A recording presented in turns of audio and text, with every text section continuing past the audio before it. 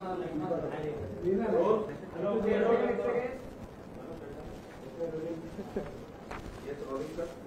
सुरू ठीक आहे. मी आपल्या सगळ्यांचं स्वागत करतो मातोश्रीमध्ये.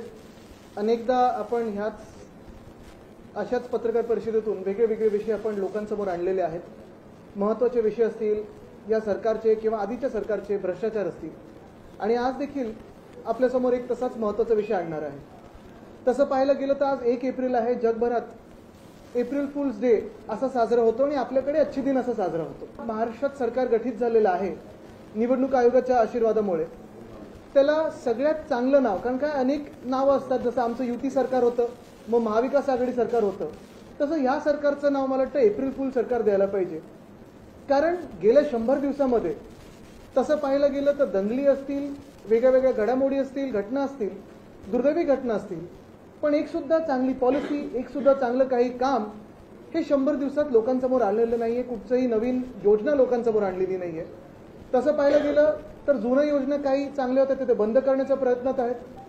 आणि सगळ्यात महत्त्वाचं म्हणजे जर आपण पाहिलं तर हे एप्रिल फुल सरकार काय जे मी म्हणतो, तर लाडकी बहीण 2,500 करणार होते, ते अजून 1,500च राहिलेले आहेत. आता तर मला वाटतं योजना बंद व्हायच्या मार्गावर आहे.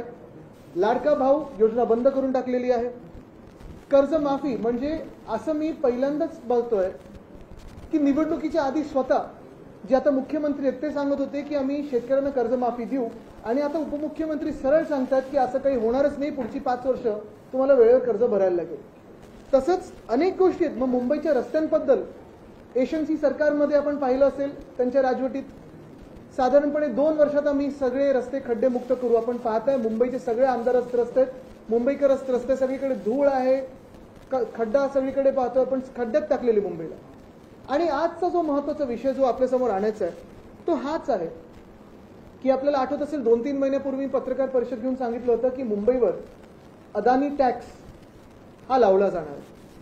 आजच पेपरमध्ये मी सगळीकडे वाचलं, काल मुंबई महानगरपालिकेची प्रेस नोट आलेली आहे की सॉलिड वेस्ट मॅनेजमेंट म्हणजे घनकचऱ्याचं जे नियंत्रण असतं किंवा कचरा ज्याला आपण बोलतो, म्हणजे एशनसीचा कचरा वेगळा, हा आपण जो साधारणपणे प्रत्येक घरातून असेल, प्रत्येक रेस्टॉरंटमधून असेल, दुकानातून असेल, पहिल्यांदा मुंबईच्या इतिहासात आता कचऱ्यावर शुल्क लावलं जाणार आहे. दंड वाढवलं जाणार आहे, दंडात्मक कारवाई होणार. कोणी थुकलं, कोणी कचरा टाकला, ठीक आहे, 100% मान्य, ते दंड वाढलेच पाहिजेत आणि तसे दंड लागू देखील केले पाहिजे. पण पहिल्यांदा युजर फी ही वेस्ट मॅनेजमेंटवर आता लावली जाणार आहे. हे कशासाठी होत आहे, हे कोणासाठी होत आहे, ही परिस्थिती आणली कशामुळे, कोणी ही परिस्थिती आणली मुंबईवर, ह्याचा विचार आपण थोडा खोलावर केला पाहिजे. आपल्याला आठवत असेल 2 महिन्यापूर्वी जेव्हा मी देवनारच्या जागेबद्दल बोललो, देवनारचं डम्पिंग ग्राउंड हे अदानी समूहाला मुंबई महानगरपालिकेचा विरोध असताना देखील नगरविकास खातं जे एशनसी गट चालवतं त्यांच्याकडून दिलं गेलं. तेच देवनारचं डम्पिंग ग्राउंड आता पुन्हा एकदा